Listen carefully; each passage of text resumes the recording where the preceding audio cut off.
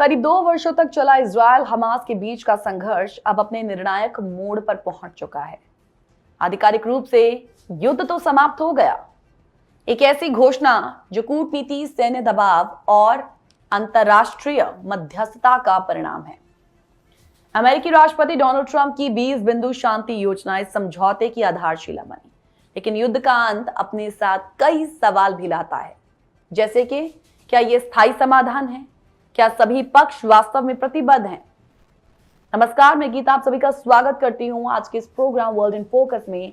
और आज हम तथ्यों और नीतिगत दृष्टिकोण के साथ समझेंगे इस पूरे टॉपिक को, इस पूरे विषय को, इस समझौते की पीछे की प्रक्रिया क्या रही, परिणाम, और सबसे इंपॉर्टेंट है कि अब आगे की राह क्या। आगे करते हैं शुरुआत आज के प्रोग्राम वर्ल्ड इन फोकस की।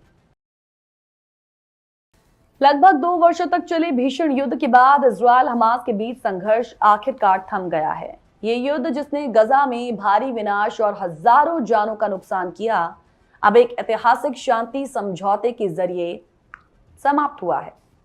और इस समझौते में अमेरिका के राष्ट्रपति डोनाल्ड ट्रंप द्वारा प्रपोज्ड किए गए 20 बिंदु योजना ने काफी अहम भूमिका निभाई है।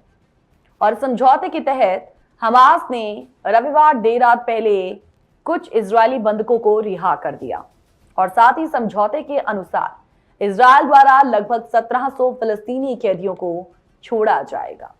और इसके अलावा मृत बंधकों के शव भी हमास द्वारा सौंपे जाएंगे। दोनों पक्षों की ओर से यह स्पष्ट किया गया है कि यह केवल एक प्रारंभिक चरण है और आगे के हफ्तों में शांति प्रक्रिया के अन्य महत्वपूर्ण बिंदुओं को लागू किया जाएगा। यह समझौता 3 चरणों में लागू किया जाएगा। पहले चरण में शत्रुता समाप्त करना, बंधकों कैदियों की अदला बदली और गजा में मानवीय सहायता पहुंचाना शामिल है। दूसरे और तीसरे चरण में इजरायली सेना की क्रमिक वापसी, हमास की सैन्य गतिविधियों पर रोक और गजा के प्रशासनिक ढांचे में बदलाव शामिल हो सकते हैं। राष्ट्रपति ट्रंप ने हाल ही में एयरफोर्स 1 से इजरायल रवाना होने से पहले मीडिया से बातचीत की। कहा कि यह युद्ध समाप्त हो चुका है, अब दोनों पक्षों को पुनर्निर्माण और पुनर्वास की दिशा में आगे बढ़ना होगा। तो पुष्टि की गई है कि यह समझौता उनकी 20 बिंदु योजना पर आधारित है, जिसे उन्होंने सितंबर में इजरायल और मध्य पूर्व के नेताओं को प्रस्तुत किया था। आइए फटाफट से एक नजर डालते हैं कि ट्रंप की योजना में दरअसल था क्या विशेष।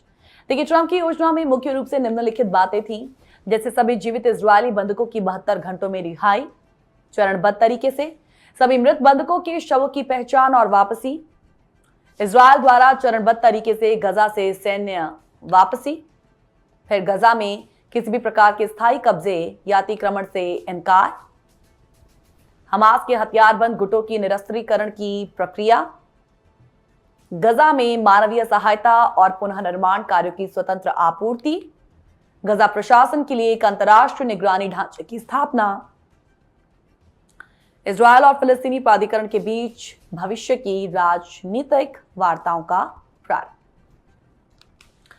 इस योजना को अमेरिका, कतर, मिस्र और संयुक्त राष्ट्र की सक्रिय भागीदारी से लागू किया गया। हालांकि अभी पूरी तरीके से स्थायी शांति की गारंटी नहीं, लेकिन ये एक महत्वपूर्ण शुरुआत जरूर है। तेल अवीव में होस्टेज स्क्वायर पर लगभग 65,000 लोग एकत्रित हुए। वो उन 7 बंधकों के घर वापसी का जश्न मना रहे थे, जिन्हें 2 साल से अधिक समय तक हमास ने गजा में कैद रखा। कई परिवारों के लिए ये भावनात्मक पुनर्मिलन का मोमेंट था और कुछ बंधकों ने मीडिया से कहा कि उन्हें उम्मीद नहीं थी कि वो कभी जीवित लौट पाएंगे। दूसरी ओर इजरायल के पीएम बेंजामिन नेतन्याहू ने जनता से संयम बरतने की अपील की। कहा कि शांति की ये प्रक्रिया अभी पूरी नहीं हुई, सुरक्षा बलों को अभी भी गजा के कुछ हिस्सों में तैनात रखा गया है और जब तक अंतिम बंधक नहीं लौटता हम चैन से बैठेंगे नहीं। तो बंधकों की रिहाई के दिन ही हमास ने गजा की सड़कों पर सशस्त्र लड़ाकों की परेड निकाली। अंतर्राष्ट्रीय विश्लेषकों का मानना है कि यह कदम हमास द्वारा अपनी सैन्य ताकत का प्रदर्शन था, जिससे यह संदेश देना था कि वो अभी भी प्रभावशाली हैं, भले ही उसने समझौते के तहत कुछ रियायतें दी हों। अब राजनीतिक दृष्टिकोण से क्या बदलेगा? देखिए, ट्रंप की इस मीडिएशन से उनका अंतर्राष्ट्रीय राजनीति में फिर से उदय होता दिख रहा है। वो इस वक्त मिस्र के शर्म अल शेख में अंतर्राष्ट्रीय शांति सम्मेलन में है, जहां 20 से अधिक देशों के नेता गजा के भविष्य पर चर्चा कर रहे हैं। संभावना है कि इस सम्मेलन में गजा के प्रशासनिक ढांचे, पुनर्निर्माण योजना और अंतर्राष्ट्रीय सहायता के मुद्दों पर ठोस निर्णय लेंगे। लेकिन सवाल यह है कि क्या ये शांति टिकेगी? देखिए, माना यह जा रहा है कि इस युद्ध का अंत भले ही घोषित कर दिया गया, लेकिन जमीनी हालात अब भी बड़े सेंसिटिव हैं। ट्रंप की योजना के कई बिंदु कंट्रोवर्शियल हैं, जैसे हमास का निरस्त्रीकरण या गजा में स्थायी सुरक्षा ढांचे की निगरानी। इसके अलावा इजरायली फलस्तीनी पक्षों के भीतर राजनीतिक मतभेद भी इस प्रक्रिया में बाधा बन सकते हैं। फिर भी ये पहली बार है जब इतने व्यापक स्तर पर दोनों पक्षों ने एक विस्तृत शांति योजना पर सहमति जताई है और उसे लागू करना शुरू किया है। तो कुल मिलाकर इजरायल हमास युद्ध का अंत न केवल मध्य पूर्व के लिए बल्कि वैश्विक राजनीति के लिए भी एक महत्वपूर्ण मोड़ है। जहां एक ओर ये पीड़ित परिवारों के लिए राहत की खबर है, वहीं दूसरी ओर ये शांति की प्रक्रिया की एक नाजुक शुरुआत। आने वाले कुछ समय में यह स्पष्ट होगा कि यह समझौता कितनी मजबूती से लागू होता है और क्या यह क्षेत्र को स्थायी शांति की ओर ले जा सकेगा या नहीं। ब्रेक के बाद हम गजा की स्थिति के बारे में बात करेंगे। उसके पुनर्निर्माण की बात हो रही है, लेकिन क्या उसे ट्रैक पर लाना इतना इजी होगा?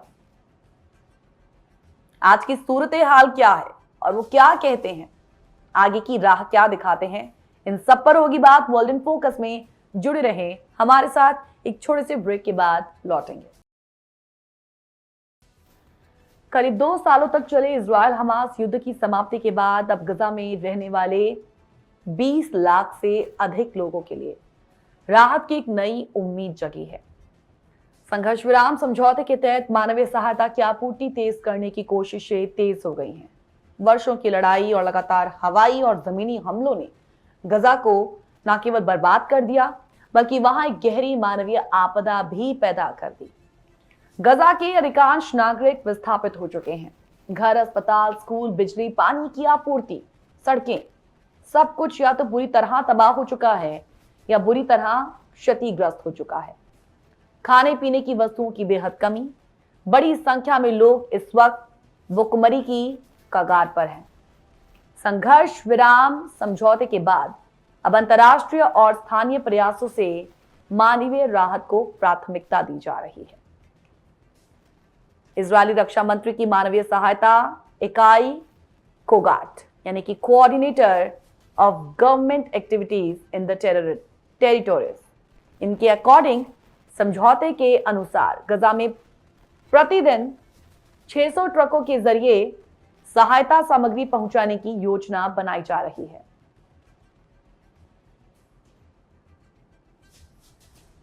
मिस्र, जो इस प्रक्रिया में एक अहम मध्यस्थ की भूमिका निभा रहा है, उसने जानकारी दी है कि उसने 400 ट्रक सहायता सामग्री गजा भेजी है।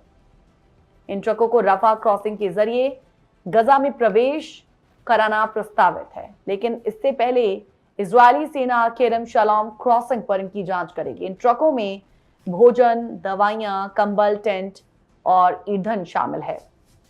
मिस्र के रेड क्रिसेंट के अनुसार ये ट्रक अत्यधिक जरूरी राहत सामग्री लेकर जा रहे हैं जो लंबे समय से गजा में अटकी हुई जरूरतों को पूरा करेंगे। यूएन और उसके सहयोगी संगठनों ने बताया कि लगभग 1.7 लाख मीट्रिक टन राहत सामग्री, जिसमें भोजन, चिकित्सा सामग्री और अन्य मानवीय सामान शामिल है, गजा भेजने के लिए तैयार है, लेकिन इनकी आपूर्ति अभी इजरायल की अनुमति और निरीक्षण प्रक्रिया पर निर्भर है। यूएन ने यह भी स्पष्ट किया है कि युद्ध के दौरान गजा की स्थिति इतनी खराब हो चुकी है कि वहां अकाल जैसी स्थिति बन गई है। तस्वीरें इस वक्त आप देख सकते हैं। आइए अब आगे जानते हैं कि गजा में भुखमरी की स्थिति क्या है। देखिए, युद्ध के कारण गजा के अधिकांश हिस्सों में खाद्य सुरक्षा पूरी तरह खत्म है। गजा के लाखों लोग कैटास्ट्रोफिक फूड इनसिक्योरिटी की स्थिति में हैं। और इसका मतलब क्या होता है? कैटास्ट्रोफिक फूड इनसिक्योरिटी, इसका मतलब है उन्हें दिन में भरपेट खाना नहीं मिल रहा।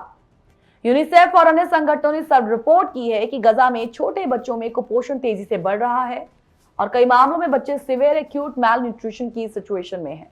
पिछले कुछ महीनों में जितनी मानवीय सहायता की आवश्यकता थी, उसका केवल 20% ही गजा तक पहुंच पाया है। इसकी प्रमुख वजहें हैं निरंतर चल रही सैन्य कार्रवाइयां, सीमाओं का बंद होना, इजराइल द्वारा लगाए गए प्रतिबंध और गजा की लगभग 2.1 मिलियन आबादी में से अधिकांश लोग अब शरणार्थी बन चुके हैं। वो या तो अस्थायी राहत शिविरों, स्कूलों, मस्जिदों या खुले स्थानों पर रह रहे हैं, जहां पीने के पानी, स्वच्छता, दवाइयों और सुरक्षित आश्रयों की भारी कमी है। स्वास्थ्य सेवाओं की स्थिति भी अत्यंत चिंताजनक है। अस्पतालों, क्लिनिक्स की एक बड़ी संख्या या तो ध्वस्त हो चुकी है या फिर उनमें संसाधनों की भारी कमी है।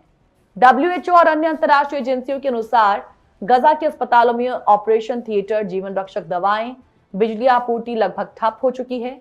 बीमारियां जैसे डायरिया, डेंगू, स्किन इन्फेक्शन और सांस की तकलीफ तेजी से फैल रही है, खासकर उन बच्चों और बुजुर्गों में जो भीड़ भाड़ वाले शिविरों में रह रहे हैं। देखिए, युद्ध और तबाही के लंबे दौर के बाद गजा के लोगों में संघर्ष से उपजी थकावट, युद्ध, दुख, गुस्से के साथ साथ अब एक राहत की भावना भी है। हालांकि लोग अभी भी इस बात को लेकर काफी असमंजस में है कि क्या संघर्ष विराम लंबे समय तक टिक पाएगा।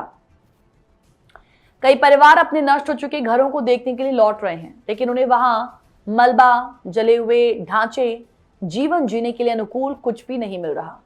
और इसके बावजूद शांति समझौते के बाद पहली बार कुछ संगठित मानवीय प्रयास होते दिखाई देते हैं। गजा की मौजूदा स्थिति एक मानवीय आपदा की कैटेगरी में आती है। हालांकि सीज फायर और ट्रंप की मध्यस्थता में हुआ समझौता कुछ हद तक राहत लेकर आया, लेकिन जमीनी सच्चाई यह है कि गजा को फिर से खड़ा करने के लिए केवल सहायता सामग्री नहीं, बल्कि राजनीतिक इच्छा शक्ति, समन्वय, निरंतर अंतर्राष्ट्रीय समर्थन की जरूरत है। इस युद्ध ने गजा के लोगों से बहुत कुछ छीना है। अब समय है कि उन्हें एक सम्मानजनक जीवन, सुरक्षा और पुनः निर्माण का अवसर दिया जाए। यहाँ एक और ब्रेक के लिए रुकेंगे, जल्द लौटेंगे। वर्ल्ड इन फोकस में जुड़े रहें हमारे साथ। गजा में लगभग 2 साल चले खून खराबे के बाद युद्ध विराम तो हुआ है, लेकिन वहां के लोगों के सामने अब भी कई चुनौतियां हैं। ऐसे समय में जब मानवीय सहायता गजा पहुंचनी शुरू हो चुकी है, वहीं इजराइल में इस सप्ताह कई महत्वपूर्ण वैश्विक नेता एक बैठक के लिए इकट्ठा हो रहे हैं और इस बैठक का मकसद क्षेत्र में स्थायी शांति स्थापित करना और गजा के रिकंस्ट्रक्शन के लिए मार्ग तैयार करना है। अब उम्मीदें क्या कर सकते हैं इन वैश्विक नेताओं की इस बैठक से?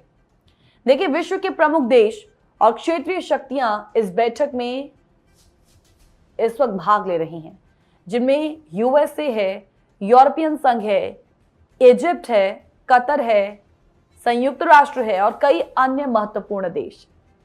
ये बैठक गजा इजराइल के बीच एक स्थायी संघर्ष विराम को बनाए रखने के प्रयासों की दिशा में निर्णायक साबित हो सकती है।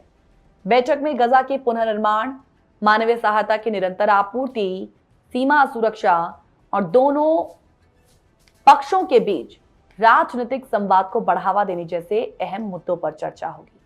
माना यह जा रहा है कि यह बैठक केवल कूटनीतिक चर्चा नहीं है, बल्कि इस क्षेत्र में स्थायी शांति के लिए जरूरी वित्तीय, मानवीय सुरक्षा सहयोग के लिए ठोस कदम भी है।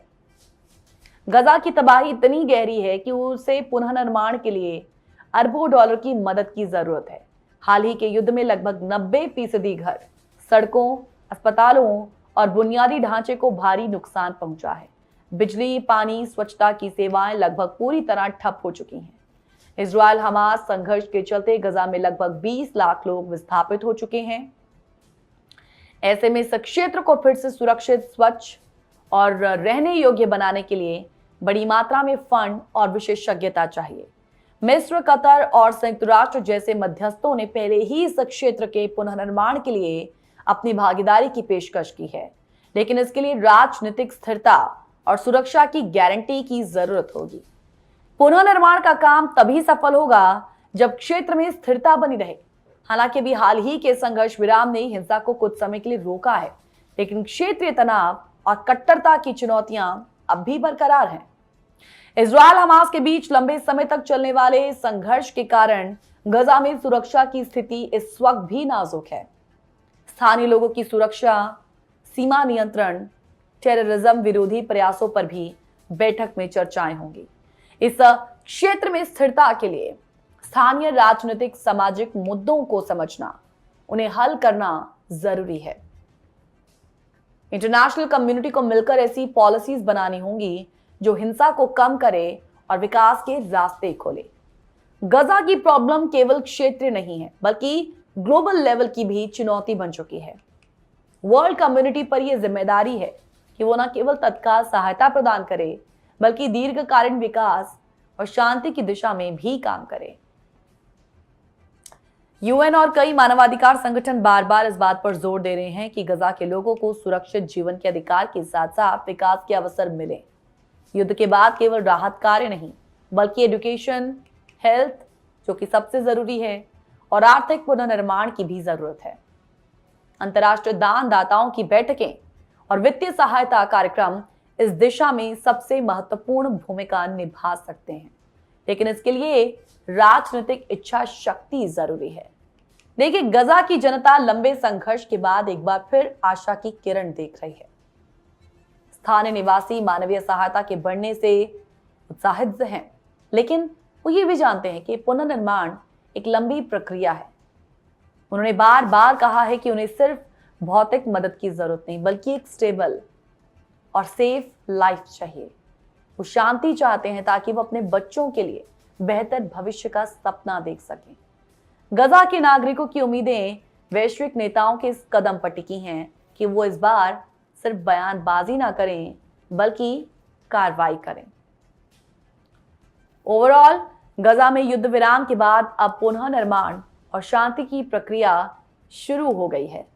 वैश्विक नेताओं की बैठक इस दिशा में एक महत्वपूर्ण मोड़ साबित हो सकती है, लेकिन सफल परिणाम तभी संभव है जब राजनीतिक संवाद, सुरक्षा व्यवस्था और साथ के साथ मानवीय सहायता को बैलेंस करके आगे बढ़ाया जाए। केवल तभी गजा के लाखों लोग एक सुरक्षित, समृद्ध और स्थिर जीवन की ओर बढ़ पाएंगे। इस बीच वर्ल्ड इन फोकस आपके साथ होगा गजा मध्य पूर्व के संवेदनशील मुद्दे पर हर अपडेट के साथ। आज के इस एपिसोड को लेकर आपका क्या मानना है, क्या कहना है, हमें आप लिख सकते हैं info@justbroadcasting.com या geet@justbroadcasting.com पर। इसी के साथ आपसे विदा लेते हैं। वर्ल्ड इन फोकस में आज के लिए इतना ही। नमस्कार।